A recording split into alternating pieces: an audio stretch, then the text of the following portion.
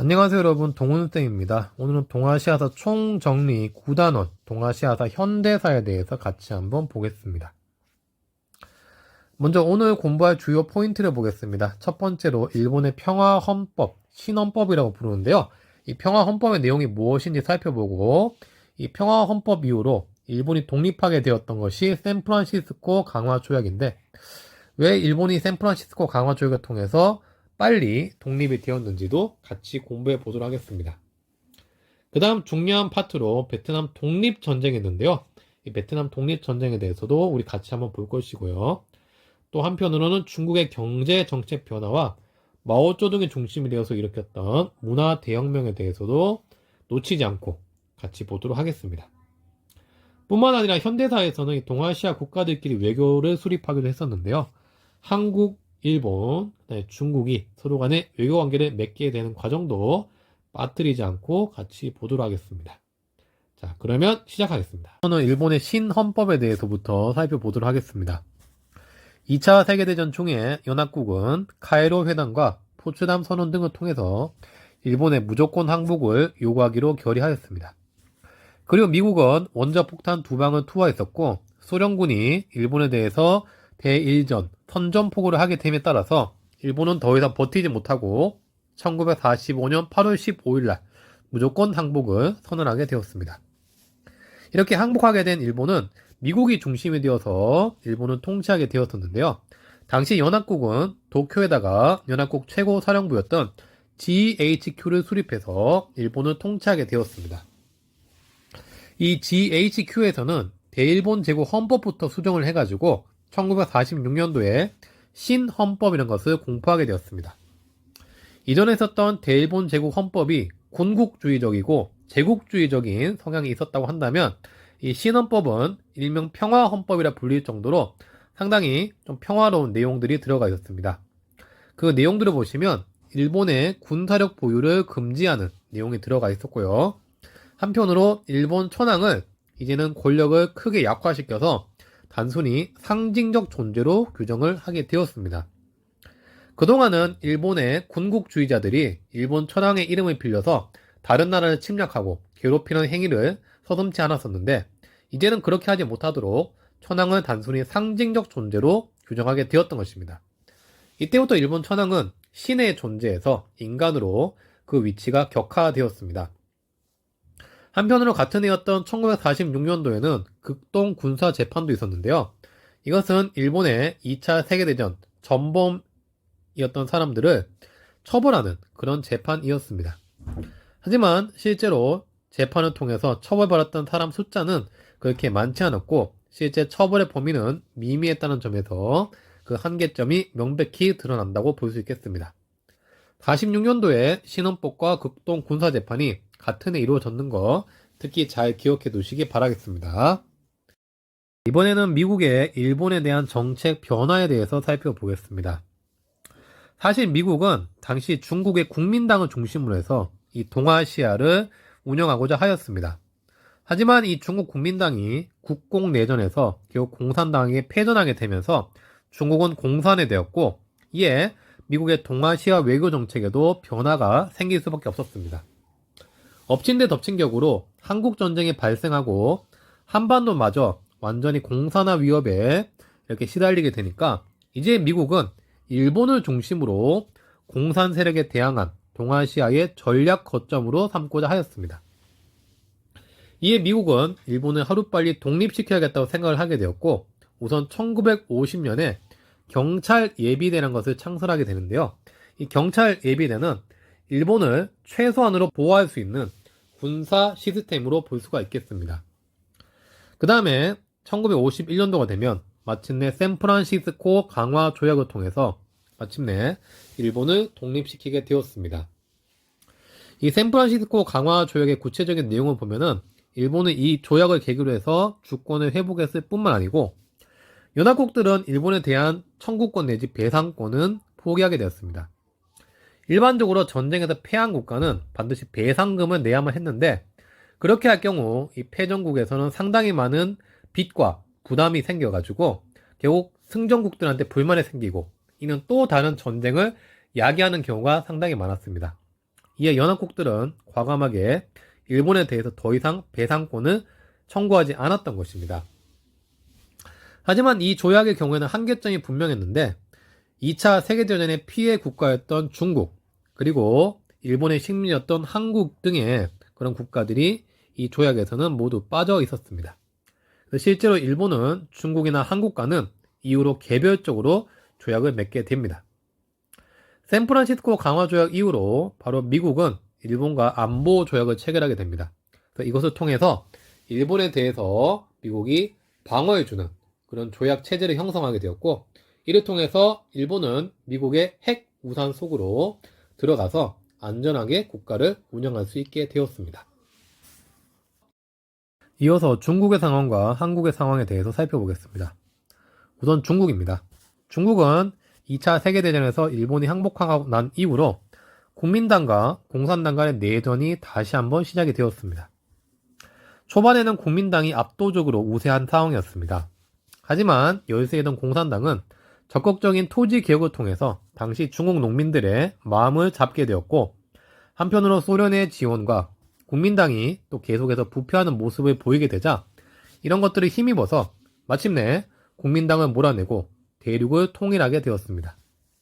이렇게 공산당에게 밀려나게 되었던 국민당은 결국에는 타이완으로 이동해서 정부를 또 새로 세울 수밖에 없게 되었습니다.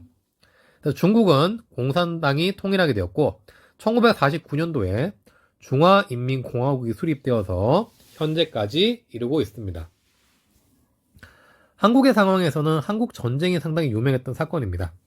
1950년도에 한국 전쟁이 발생하게 되는데 이 전쟁은 명확한 남침이었습니다. 미국은 우선은 그 미국의 방어선으로 에치슨 라인이라는 것을 발표하게 되는데 이 에치슨 라인에서는 공교롭게도 한반도가 제외되어 있었습니다. 이에 북한은 미국이 한국을 보호하지 않을 것이라 생각을 해가지고 소련과 중국의 동의를 바탕으로 마침내 남침을 강행하게 되었던 것입니다. 하지만 예상과는 다르게 미국 등의 유엔군은 신속하게 한국전쟁에 참전하게 되었고 이 전쟁은 유엔군뿐만 아니고 공산당 쪽에서는 중국까지 참여하게 되면서 상당히 국제전의 양상을 띠게 되었습니다. 그리고 전쟁은 무려 3년 동안 지속되면서 세계대전의 형태까지 띠게 되었고 이후로 전쟁에 지쳤던 자유주의 진영과 공산 진영은 결국 서로 간에 종전이 아닌 휴전으로 전쟁을 마무리하게 되었습니다. 이로써 현재까지도 유일하게 분단국가로 남아있는 국가가 이 한국이라 볼 수 있겠습니다. 자, 이렇게 한국전쟁이 끝이 나고 나서 동아시아에서는 공산주의 진영에 대항하는 자유주의 시장경제체제 반공동맹벨트가 형성이 되었습니다. 대표적인 국가로는 한국, 미국, 일본, 타이완을 볼 수 있겠습니다. 그래서 이런 국가들끼리 서로 간의 동맹도 형성이 되었는데요. 먼저 일본과 타이완을 볼 수 있습니다. 일본과 타이완은 1952년도에 일화 평화조약을 맺게 되었습니다. 한국과 일본의 경우에는 시간이 지나고 나서였던 1965년이 되어서야 한일 기본조약을 맺게 되었는데요. 이 두 조약을 보시면 두 조약 모두 청구권은 포기했던 것이 특징입니다. 이는 이전에 있었던 샌프란시스코 강화조약의 내용에 영향을 받았던 것으로 이렇게 처음 조약에서 나왔던 내용은 다른 조약들에도 영향을 준다는 것을 우리가 알 수 있습니다. 물론 한국의 경우에는 일본으로부터 어느 정도 자금을 받았는데 이는 독립 축하금이었지 실제 청구권은 아니었다는 점을 다시 유념해서 볼 수 있겠습니다. 여튼 한국은 한일 기본 조약을 통해서 일본으로부터 경제 지원금을 받기는 했었지만 양국 간의 과거사 문제는 아직도 일본이 제대로 된 반성하는 모습을 보이지 않았기 때문에 오늘날에도 갈등이 계속해서 고조되고 있는 상황입니다. 이번 파트에서 가장 중요한 베트남 전쟁에 대해서 살펴보겠습니다. 베트남 전쟁은 동아시아사 시험에서 꼭 한 문제씩은 나오기 때문에 특히 더 잘 정리할 필요가 있겠습니다. 자, 베트남의 현대사를 보면은 베트남은 근대사였을 때는 이전에 베트남은 프랑스의 지배를 받고 있었습니다. 하지만 프랑스가 2차 세계대전에서 힘없이 물러나는 모습을 보임에 따라서 이 베트남에 대해서는 일본이 프랑스를 대신해서 지배를 하고 있다가 2차 세계대전에서 일본이 패망하게 되면서 베트남 사람들은 독립의 그런 기대감에 부풀어 올라 있었습니다. 이렇게 되자 베트남을 이끌고 있었던 민족 지도자였던 호치민은 2차 세계대전 종료 후에 베트남 민주공화국 수립을 선포하기도 하였습니다. 하지만 오랫동안 베트남의 식민 국가였던 프랑스는 이를 인정하지 않았습니다. 프랑스는 베트남 독립을 인정하지 않고 이에 따라서 베트남 민주공화국과 결국 갈등이 생기게 되었고 이 프랑스와 베트남은 그래서 1940년대나 50년대 때 계속해서 전쟁을 벌이게 되었습니다. 이 전쟁을 가리켜서 1차 인도 차이나 전쟁이라고 부릅니다.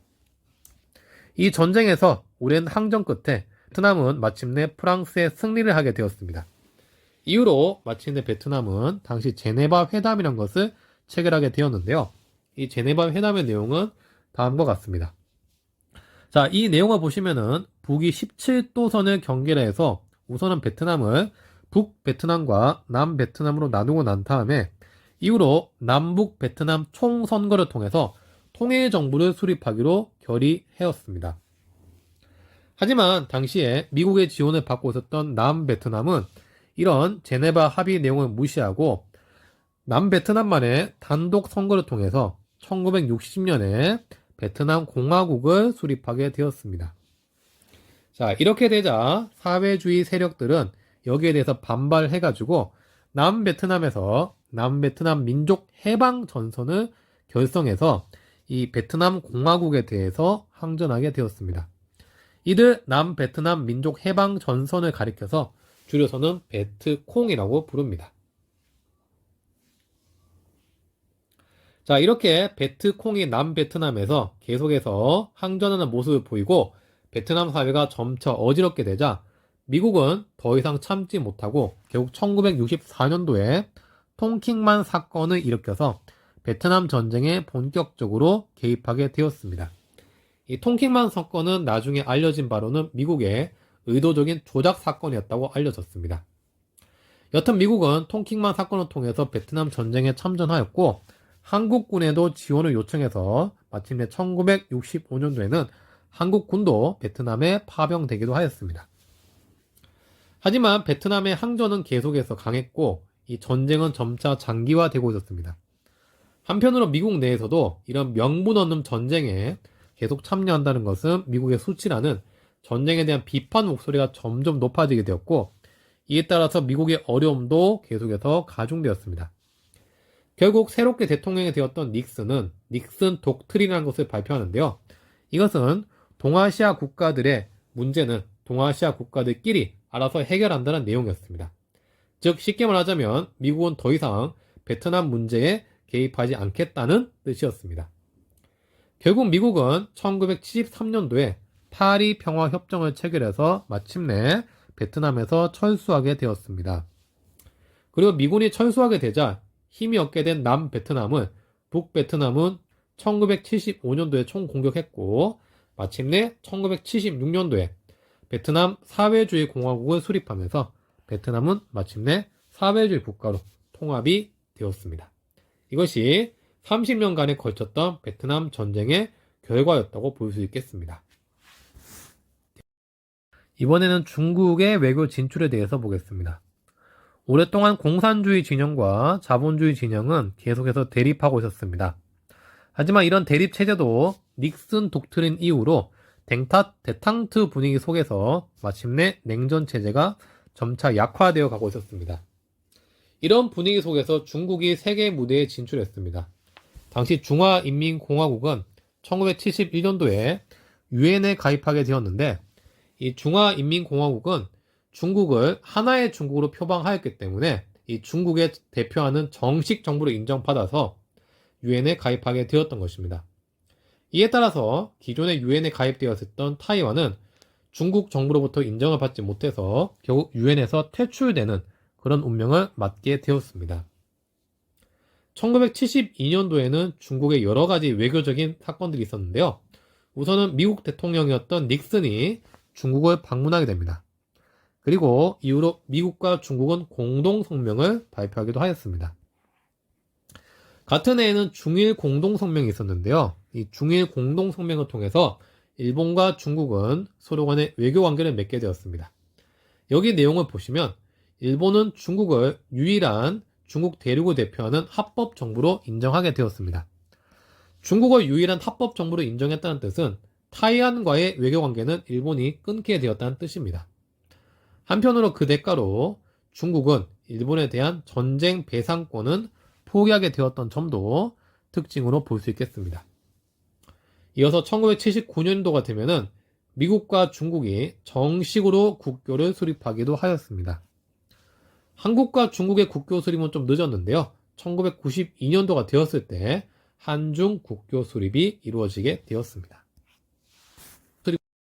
이번에는 일본과 한국의 경제 성장에 대해서 같이 보겠습니다.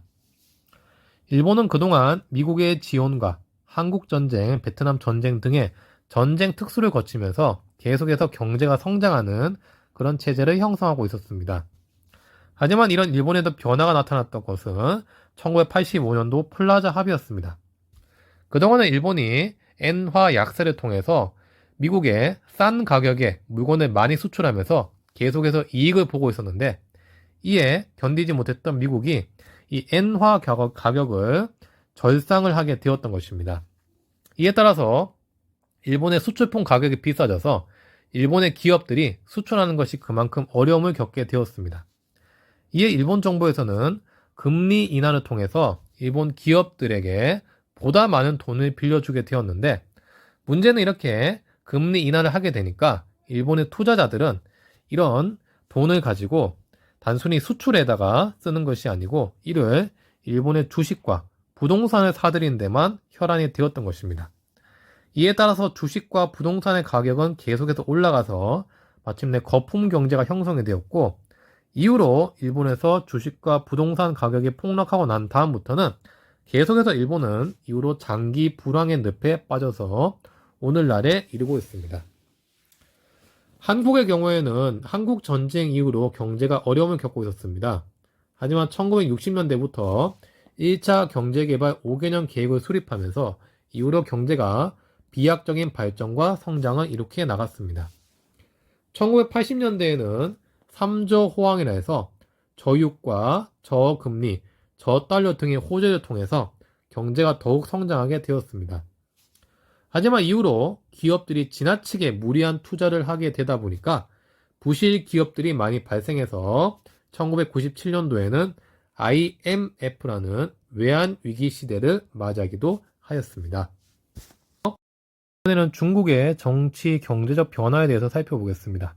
이 파트도 현대사에서 시험에 많이 나오는 부분이긴 만큼 보다 집중적인 공부가 필요합니다. 중국은 1949년 중화인민공화국을 수립하고 난 다음부터 본격적인 사회주의 계획경제체제로 가게 되었습니다. 특히 1958년도에는 대약진 운동이라는 것을 추진하면서 대부분의 농민을 인민공사에 가입시키고 중국만의 급격한 사회주의 정책을 실현하기도 하였습니다. 하지만 이렇게 다른 나라하고 교류하지 않는 폐쇄적인 급격한 사회주의 정책은 여러 가지 부작용을 낳았고, 결국 많은 사람들, 수천만 명이 굶어 죽는 큰 부작용이 발생하면서 이런 대약진 운동은 실패로 끝이 나게 되었습니다. 이렇게 되자 일시적으로 마오쩌둥이 권좌에서 물러나게 되었고, 덩샤오핑이 중심이 되어서 수정사회주의 정책을 추진하기도 하였습니다. 하지만 이후로 다시 복귀했던 마오쩌둥은 문화대혁명이라는 급진적 사회주의 운동을 다시 일으켜서 기존에 했던 수정사회주의 세력을 내쫓고 중국을 보다 급진적인 그런 사회주의 체제로 물들게 만들었습니다. 특히 마오쩌둥은 당시 젊은 청년들을 동원해서 홍위병을 조직해서 반대파들을 제거하는 데 앞장서게 되었고, 한편으로 이것이 극사회주의 정책이다 보니까 기존에 있었던 자본주의와 관계된 사상이나 전통 유교와 관계된 사상 등에 대해서는 본격적인 투쟁을 하게 되었습니다. 이에 따라서 중국의 지식인들이나 자산가들, 한편으로 중국의 많은 문화재들이 이때 대거 파괴되는 좋지 않은 결과가 초래되기도 하였습니다. 자, 이렇게 문화대혁명이 오랫동안 유지가 되다가 마오쩌둥이 죽고 나서 마침내 1976년도에 끝이 나게 되었습니다. 마오쩌둥이 다시 죽게 되자 권력을 잡았던 사람은 덩샤오핑이었습니다. 덩샤오핑은 과감하게 개혁 개방 정책을 추진하면서 마침내 인민공사를 해체하고 중국을 보다 시장 경제 체제 쪽으로 빠져들게 만들었습니다. 한편 이렇게 중국의 시장 경제 쪽에 발을 디디고 있을 때 1989년도에는 천안문 사태가 발생하기도 했었는데요. 이것은 중국 공산당의 일당 독재 체제에 반발해서 정치적 개혁을 요구하는 운동이었습니다. 하지만 여기에 대해서 덩샤오핑은 이것을 수용하지 않았고 이를 덩샤오핑은 진압하게 되었습니다. 이후로도 중국은 계속해서 공산당의 일당 체제가 현재까지도 유지가 되고 있습니다.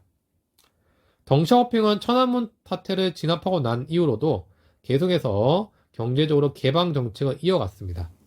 1992년도에는 남순 강화 등을 통해서 경제 특구를 지정하기도 했었고요. 계속된 경제 개방 정책을 추진하게 되었습니다.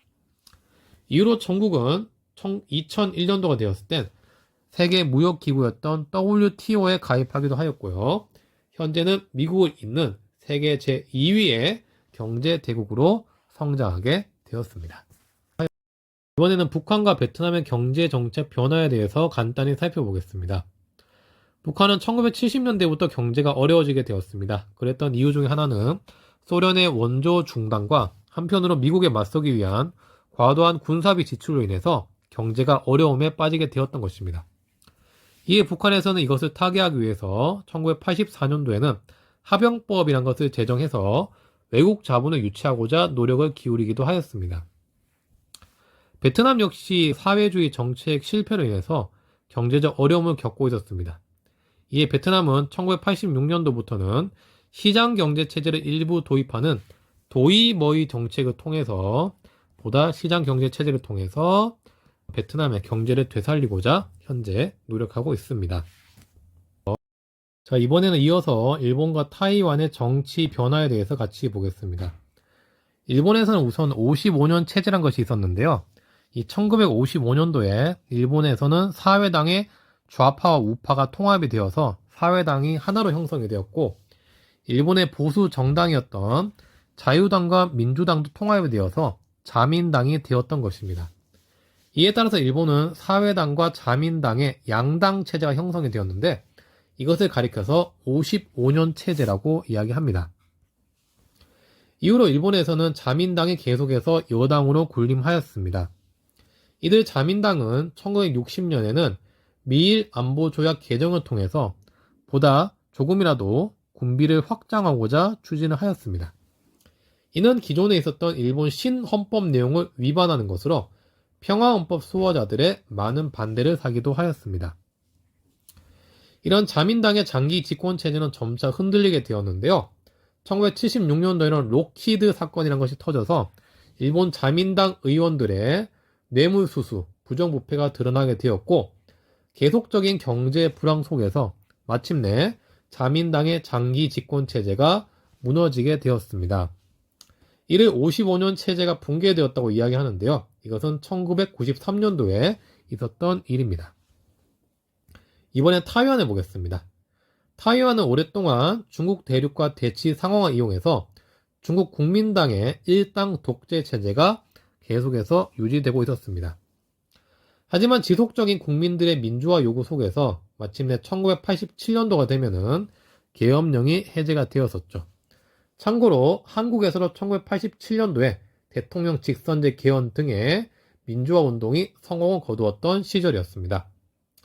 그리고 타이완에서도 직선제 개헌이 이루어졌고 2000년에는 마침내 야당 출신이었던 타이완의 천수이벤이 총통으로 취임하는 등의 타이완에서 많은 민주적 변화가 생기기도 하였습니다. 마지막으로는 동아시아의 갈등과 화해에 대해서 같이 보겠습니다. 현재 동아시아 국가들끼리는 영토 분쟁이 발생하는 곳이 많은데요. 대표적으로 한국과 일본 사이에서 독도 문제가 계속해서 이렇게 야기가 되고 있죠. 하지만 중국, 일본, 러시아, 일본 등에서도 여러 문제가 있는데요. 먼저 일본, 러시아 간의 갈등이 있었던 곳은 쿠릴 열도입니다. 여기를 놓고 러시아와 일본이 계속해서 자기들 땅이라고 주장하고 있다 보니까 이런 영토 분쟁이 있는 곳이 먼저 쿠릴 열도 볼 수가 있겠고요. 한편으로 가장 첨예한 대립이 펼쳐지고 있는 곳이 이 센가쿠 열도입니다. 여기는 오키나와 근처에 있는 열도라고 해서 작은 섬들이 있는데 이 작은 섬들을 놓고 중국은 다오이 다오라고 부르면서 중국 땅이라고 주장을 하고 있고 반면에 일본은 센가쿠 열도라고 부르면서 일본 땅이라고 계속해서 주장을 하고 있습니다. 시사 군도 문제도 있는데요. 여기는 베트남과 중국 간의 그런 문제로 현재 계속해서 갈등이 발생하고 있는 지역입니다. 이 동아시아에서는 독도뿐만 아니고 여러 군데에서 서로 간의 영토 분쟁이 지속되고 있다는 것을 우리가 알 수 있겠습니다. 이렇게 오늘은 동아시아사 9단원, 동아시아 현대사에 대해서 전체적으로 짚어보았습니다. 첫 번째는 우리가 일본이 2차 세계대전에서 패망하고 난 다음에 새로 만들었던 신헌법, 평화헌법 내용을 살펴보았고, 일본이 이후로 중국이 공산화되고 한국전쟁이 발생함에 따라서 독립해서 샌프란시스코 강화 조약을 맺는 것까지 같이 공부하였습니다. 한편으로 가장 중요한 파트로 베트남 전쟁을 뵀는데요. 이 베트남 전쟁은 무려 30년 동안 지속이 되었고 마침내 베트남이 베트남 사회주의 공화국으로 통합되는 과정까지 우리가 길게 공부하였습니다. 중국에서의 경제정책 변화도 살펴보았었는데요. 중국은 계속해서 대약진 운동 등으로 사회주의 체제를 유지하고자 하였지만 결국 이런 사회주의 경제체제는 실패로 끝이 나게 되었고 이후로 중국은 덩샤오팽이 중심이 되어서 자본주의 진영을 받아들이는 수정사회주의로 가게 되었다고 했습니다. 한편으로 이에 대한 반동으로 마오쩌둥은 홍위병을 조직해서 1966년부터 76년 사이에 문화대혁명이라는 큰 운동을 일으키기도 했다고 공부했습니다. 뿐만 아니라 동아시아 국가들끼리 외교를 수립하는 과정도 같이 공부했었는데요. 중국, 일본, 그 다음에 일본, 한국 등의 국가들이 외교를 맺게 되었던 것도 잘 정리할 필요가 있겠습니다. 자, 이렇게 해서 9단원 내용도 전부 마치겠습니다. 이렇게 동아시아사 총정리 오늘 9단원까지 해서 다 끝을 내게 되었는데요. 아무쪼록 여러분들한테 많은 도움이 되었으면 좋겠습니다. 감사합니다. 다음에 더 좋은 콘텐츠로 새로운 주제로 찾아뵙도록 하겠습니다. 수고하셨습니다.